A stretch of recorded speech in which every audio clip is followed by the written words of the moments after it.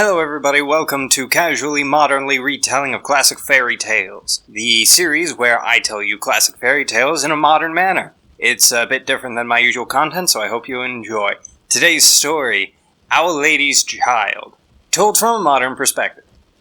So, there used to be this family. It was a dad, a mom, and a child, and they were broke.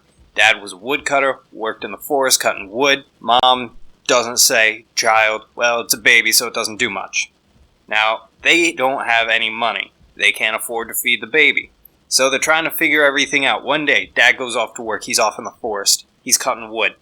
And out of nowhere, this lady comes up from heaven. She's all glowy and magical and such, and looks at the guy and says, "Hey, I'm the Virgin Mary. Give me a kid. They'll live up in heaven with me." And the woodcutter's like, "Alright, cool, whatever." Goes home, gets the kid, comes back, says, "Here you go, take my only child." Alright, there we go. And the child goes with the Virgin Mary up to heaven. Now, they live there for years. It's fine. And the girl gets to, 13, 14, something like that, living up in heaven with the Virgin Mary, until one day, Mary's all like, "Alright, I gotta go somewhere, watch the house, hear the keys, have fun, explore. They're like 13 doors. You can go into 12 of them.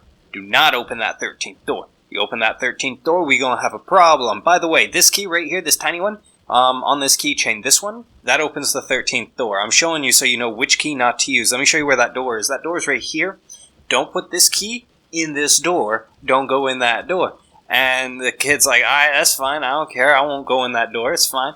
So Mary's like, "Alright, cool. You made a promise. Keep it." And Mary just gets out of there. So Mary's gone. It's just the girl with the angels hanging out in heaven. So the girl gets bored and says, "Alright, I'm going to explore these doors." And every day goes into a different door. Just spends a whole day in a door in heaven. Good times. So she goes into the first 12 doors, and each one of them's a different apostle. And she's just having a great time with these Bible guys. It's fun. It's great. Probably talking about stuff. Probably talking about Jesus stuff. I don't know. But then on the 13th day, she gets bored, and she's got this key for this one door she was told not to go into, and she looks at the angels and is like, I want to go in the door. And the angels are like, no, you can't go in that door. You told Mary you wouldn't, you're not going in that door. Alright, okay. But what if I, crack the door and just kind of peek in? I won't open it, I'll just kind of unlock it and kind of look through the crack there. And the angels are like, no, that's a sin. Sinning's bad. You'll get booted out of heaven. And the girl's like, fine. You buzzkills. Fine. So then later that night, the angels go to sleep, but the girl, she's curious. She wants to know what's in that door, and nobody's gonna stop her. No power in heaven's gonna stop her from looking through that door. So what she does is, once the angels are all asleep, she goes up to this door.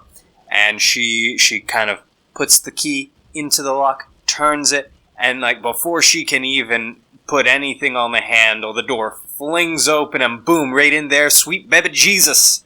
As I recall, the story says it's the Holy Trinity, but it is baby Jesus right up in there, and it's just a holy fire, and the light hits her, and her finger turns to gold, because that makes sense, and she is awestruck. But in the moment when her finger turns to gold, she's like, dang, Mary's gonna know, and she slams the door shut and runs away, like kids do. And she's just panicking now.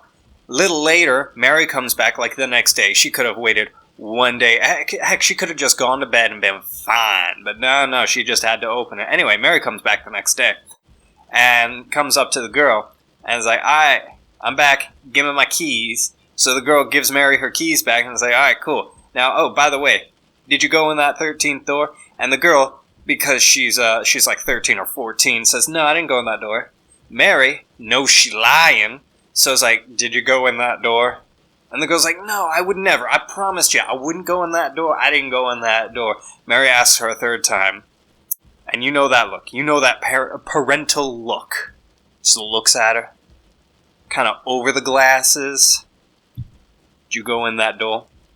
And she was like, "I did not go in that door. I promise to sweet baby Jesus, who I haven't ever seen." And Mary's like, "You lie. You're not worthy to be up here anymore, and you get out." And she falls asleep. the girl just falls asleep, because that's how you exit heaven, you just sleep.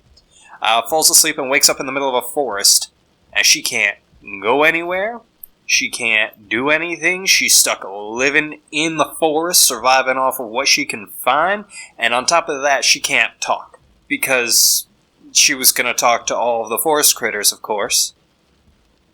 Yeah. So she spends years living in this forest. It's not until one day, by mere chance, the king of the country, because, the king would be the one to find her, out of everybody, it's going to be the king, is just wandering through the forest, doing a hunt, and finds her. Comes up to the girl and is like, hey, what are you doing out here? Girl doesn't say anything because she can't talk. Well, are you okay? You'll want to come back with me to the castle? And the girl's like, yeah, I'll go back with you to the castle. She doesn't say it because she can't talk, but she just, nods her head. So, king and girl go back to the castle. Doesn't take long for the king to be all like, you're so pretty. Do you want to be my wife? And the girl, seeing that, hey, this is the king, why not? And says, sure, let's do it. I mean, she doesn't say, she just kind of nods, because, again, she can't talk. Now, it's not very long thereafter that she gives birth to a child. I believe it's a baby boy. So she gives birth to a baby boy, there's much rejoicing, and that first night she's sleeping alone with the baby boy when Mother Mary comes up, just descends and says, alright, I'm going to give you your voice back for 5 seconds. I'm going to ask you something, and you're going to be honest with me or I'm taking the baby with me. Now, did you go in that door? And mind you, if you tell the truth, you can keep the baby, you can keep your voice, we cool.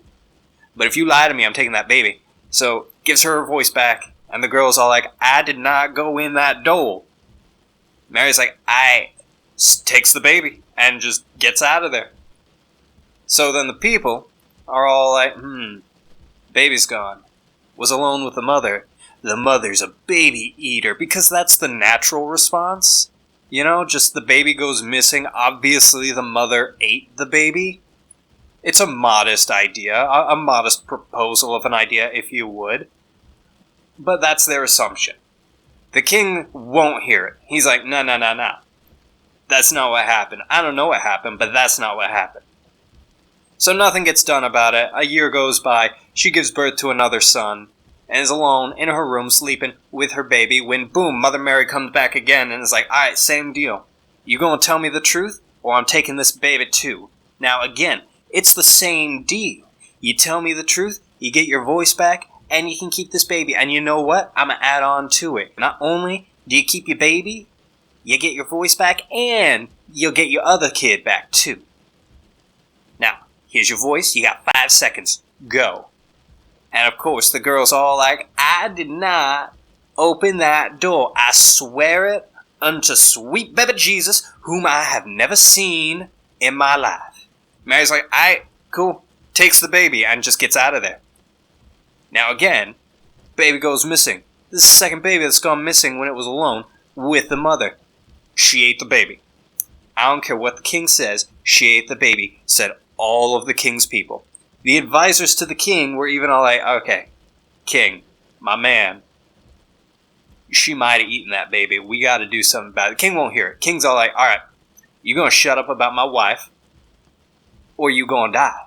So the advisors, naturally, they like being alive. So alright, cool, we cool. She didn't eat the baby. Don't know what happened to the baby. She didn't eat it, though. So another year goes by, and this time she gives birth to a daughter. And it's the same thing. She's asleep, in bed, alone, with the baby girl. Which, by the way, why do they keep leaving her alone with the babies? They keep going missing when they're alone with the mother. Anyway, I digress. But she's asleep alone with the baby, and then boom, Mother Mary shows up. But this time, it's not a straight up deal. It's, alright, Mother Mary looks at the girl and says, you coming with me. Takes her by the hand, takes her up to heaven. I was like, okay, look, right over there. See on that cloud over there? Those two little boys? Those are your kids. And those kids are just playing with, and I quote, the sphere of the world. Those kids are playing with the Earth, because that's a suitable toy for toddlers. Just the entire world, they're playing with it, throwing it at each other. It's not like people live there, it's fine. But anyway, they're having a good time. They look over, they see their mother, and they recognize who she is. They smile, wave, and then they go back to playing because they're toddlers. Now Mary looks at the girl and is like, alright, so your kids are up here, they're safe, they're happy, they're being taken care of. You can have them back if you tell me the truth. And by the way, if you lie to me again, I'm taking the daughter too.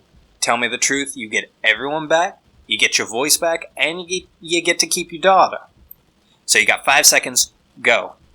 Mother Mary, I did not go in that door, I swear it, under sweet baby Jesus. Mary's like, whatever, it's your baby.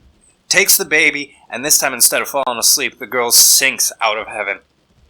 Now, 3 babies in 3 years go missing when they're alone with this woman.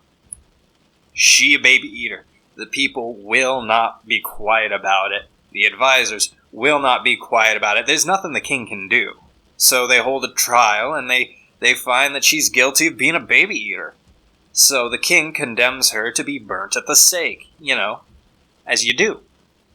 So they tie her up, they build the pyre, they light it, and as they're lighting the fire, she thinks to herself, if only I could confess my sins now. And the second she thinks that, the ability to speak comes back to her, and she blurts out, Mary, I'm sorry. I went in that door. And the second she admits it, Mary descends with the 2 little boys and the baby girl in her arms. The fire goes out. She is bathed in holy light.